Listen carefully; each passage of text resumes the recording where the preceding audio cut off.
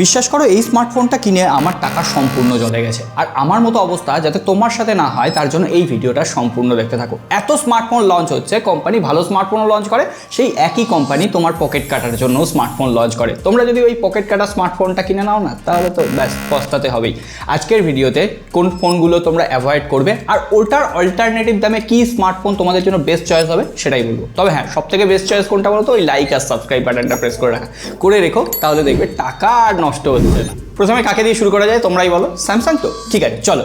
Samsung recently S26 series launch করলো। S26 আলট্রার main feature হচ্ছে privacy display, কিন্তু ওই ফিচারটা যদি তোমার দরকার না পড়ে তাহলে একটু কম দামে স্যামসাং গ্যালাক্সি S25 আলট্রা তোমরা নিতে পারো। প্রায় 30 থেকে 40 হাজার টাকা বেঁচে যাবে। সফটওয়্যার এক্সপিরিয়েন্স সম্পূর্ণ একরকম পাবে, ডিজাইনটা হালকা আলাদা।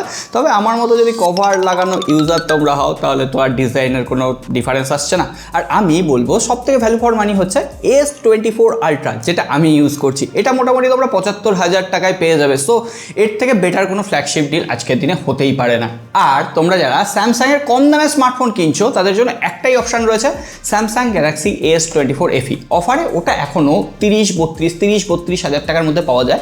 A56, A36, A35 এই সমস্ত স্মার্টফোনগুলো যারা নেবে ভাবছিলে তাদের জন্য বলবো ওই একটা ফোনই নেওয়ার মতো আছে, Samsung Galaxy S24 fan edition.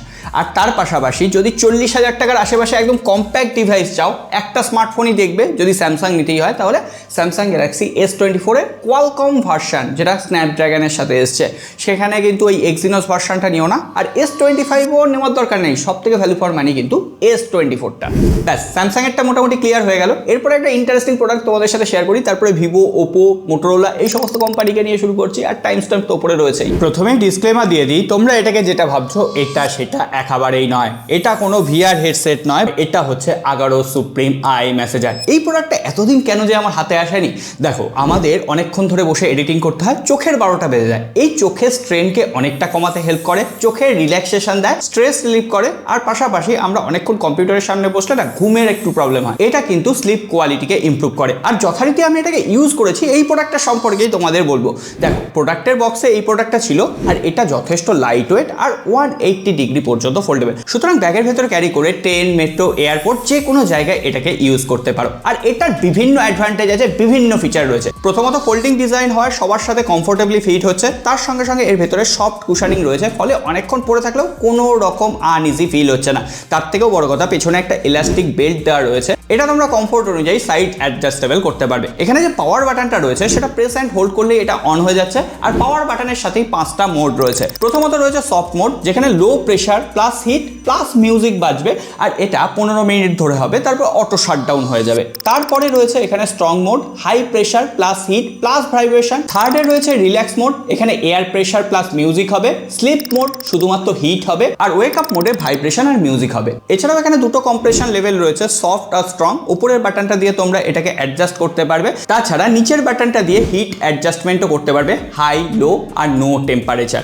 আর একটা বাটন রয়েছে এখানে দেখো মিউজিক কন্ট্রোলের, এটা প্রেস করলে একটা সফট মিউজিক প্লে হয়ে যাচ্ছে, যেটা তোমার স্লিপ কোয়ালিটিকে ইমপ্রুভ তো করছেই, পাশাপাশি এটা মোবাইলের সাথে কানেক্ট করে তোমরা তোমাদের পছন্দ মতো যে কোনো গান চালাতে পারো।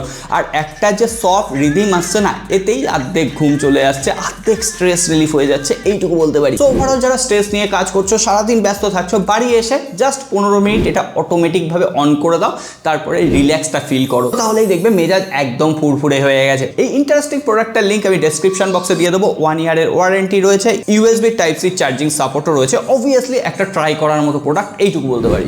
এরপর ভিভোর ক্যাটাগরিতে আসবো। দেখো, ভিভো মেনলি কিন্তু ভালো ভালো স্মার্টফোনই লঞ্চ করছে। তবে হ্যাঁ, ভিভো Y সিরিজের স্মার্টফোন যেটা মেনলি অফলাইনে বিক্রি হয়, সেগুলো না কেনাই ভালো, কারণ ওই প্রাইস সেগমেন্টে অনলাইন থেকে কিনলে তোমরা অনেক better value for money device পেয়ে যাবে। ভিভো T4 রয়েছে, T4 Pro রয়েছে, আর একটু কম দামে ভিভো T4 Lite রয়েছে, T4X রয়েছে। টি সিরিজেরই এতগুলো স্মার্টফোন, আর সবকটাই ভ্যালু ফর মানি।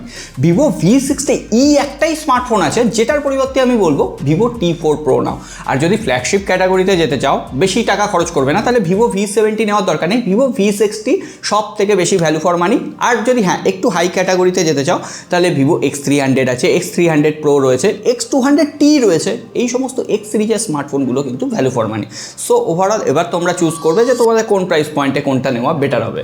হ্যাঁ, এই ফোনটার জন্যই তোমরা ওয়েট করছো, নাথিং ফোন 4A। এই ফোনটা কভার করবো, একটু টাইম লাগছে। যাই হোক, আমি বলবো নাথিং ফোন 4A যেটা 32,000 টাকায় লঞ্চ হলো সেটা নেওয়ারও দরকার নেই। তার থেকে একটু কম দামে নাথিং ফোন 3A যেটা মোটামুটি 22-25 হাজার টাকার মধ্যে ঘোরাফেরা করছে, মোটামুটি 8-9 হাজার টাকা বাঁচিয়ে নিতে পারবে, ওই ফোনটা কেন? কারণ পারফরমেন্স, হ্যাঁ মানছি নাথিং ফোন 4A পারফরমেন্স কিছুটা বুস্ট রয়েছে, কিন্তু ক্যামেরা সেট আপ সম্পূর্ণ হ্যাক, আর এমনকি অপটিমাইজেশান বা আপডেটের দিক থেকে নাথিং তো থামস আপ। সো দেখবে যে সফটওয়্যার এক্সপিরিয়েন্সও মোটামুটি এক। আমি বলবো নাথিং ফোন 4A পয়সা খরচ করে বেশি দরকার নেই। নাথিং ফোন 3A তোমরা যদি ক্যামেরা লাভার হও, বেস্ট সফটওয়্যার এক্সপিরিয়েন্স চাও, ওটাতেই কাজ চলে যাবে। এরপর পোকো আর রেডমির বেশ কিছু স্মার্টফোন রয়েছে। প্রথমেই বলি রেডমি নোট 15 সিরিজের প্রত্যেকটা স্মার্টফোন একদম রেড ফ্ল্যাগ, কোনো কেনার দরকার নেই। একমাত্র ভ্যালু ফর মানি ডিভাইস হচ্ছে পোকোর তরফ থেকে পোকো X7 আর পোকো X7 প্রো। মোটামুটি X7 প্রো 20-22 হাজার টাকায় তোমরা যদি পারফরমেন্স সেন্ট্রিক স্মার্টফোন চাও, একমাত্র বেস্ট অপশন রয়েছে। আর তার পাশাপাশি পোকো M8 এই ফোনটারও কেনার দরকার নেই। এটার অল্টারনেটিভ হিসেবে তোমরা কিনতে পারো CMA Phone 2 Pro, যেটা 18,000 টাকার প্রাইস পয়েন্টে একমাত্র স্মার্টফোন যেখানে তোমরা টেলিফটো সেন্সার পাবে। মানে এই প্রাইস রেঞ্জে আর কোনো স্মার্টফোন এটাকে বিট করতে পারবে না। তোমরা যদি বিগেস্ট ব্যাটারি লাইফের সাথে স্মার্টফোন চাও, ওপো K13 এই প্রাইস রেঞ্জে বেস্ট আছে। ভিভো T4R, এই তিনটে স্মার্টফোনকে রেকমেন্ড করা যায়। আর সেম কথাটাই আমি বলবো রিয়েলমি 16 সিরিজের কথায়। রিয়েলমি 16 যে স্মার্টফোনটা, মিডিয়াটেকের ডায়মন্ডসিটি 7400 আলট্রা, 30,000 টাকার উপরে কেনার কোনো মানেই হয় না। ওর থেকে অনেক কম প্রাইস পয়েন্টে ভিভো T4 Pro রয়েছে, মোটোরোলা 860 Pro রয়েছে, নাথিং ফোন 3A অ্যাভেলেবেল রয়েছে। এগুলো প্রিমিয়াম সেগমেন্ট, মানে একটু প্রিমিয়াম ফিল দেবে, তো ওই ফোনগুলো নিও। রিয়েলমি 16 প্রো কেনার দরকার নেই। রিয়েলমি 16 প্রো এর জায়গায় তোমরা ভিভো V60 নিতে পারো, ভিভো V50 এখনও পর্যন্ত অফলাইন মার্কেটে অ্যাভেলেবল, সেটা নিতে পারো। ওপো রেনো 13, ওপো রেনো 14, এই পুরোনো দিনের ফোনগুলো একদম কামাল করা দামে পাওয়া যাচ্ছে। এইগুলো তোমরা বেটার ডিল হিসেবে বেছে নিতে পারো। এরপর মোটা ভাইয়ের কথায় আসি। আরে বাবা, মোটোরোলা 870 ফিউশন একদম দুর্ধর্ষ ফোন, এটা নিয়ে কোনো রকম ডাউট নেই। কিন্তু হ্যাঁ, তোমরা যদি ভ্যালু ফর মানি আর কিছুটা টাকা বাঁচাতে চাও, তাহলে মোটোরোলা 860 Pro নিতে পারো। 25,000 টাকায় তোমরা পেয়ে যাবে telephoto sensor, premium software experience পাবে, premium vegan leather design. So ওই দুটো ফোনের পরিবর্তে মোটোরোলা 860 Pro। আমি কিন্তু এখানে কোনো কম্পিটিশনের কথা বলছি না, তোমরা টাকা বাঁচাতে পারবে কি করে সেই সাজেশনটা দিচ্ছি। আর আর তো আসল কথাটাই বলা হলো না, আইফোনের কথা ভুলে গেছি। আইফোন 17e যেটা হালে লঞ্চ হলো, একদম নয়। আইফোন 17e এর থেকে কম দামে এখন আইফোন 16 ওই একই প্রাইস পয়েন্টে পাবে। ওই আইফোন 16টা নাও, সিঙ্গেল ক্যামেরার থেকে ডুয়েল ক্যামেরা তো অন্তত ভালো, আর হায়ার রিফ্রেশ রেটও দরকার নেই। সো ওভারঅল এই হচ্ছে একটা লিস্ট। আর হ্যাঁ, OnePlus 15-এর প্রত্যেকটা স্মার্টফোনই কিন্তু যথেষ্ট ভালো পাওয়ারফুল ডিভাইস, তবে ওটারও ভ্যালু ফর মানির যে ডিভাইসগুলো OnePlus 13 আছে, OnePlus 13R আছে, এই OnePlus 13s আছে, এই ফোনগুলোকে দেখতে পারো তোমাদের বাজেট অনুযায়ী।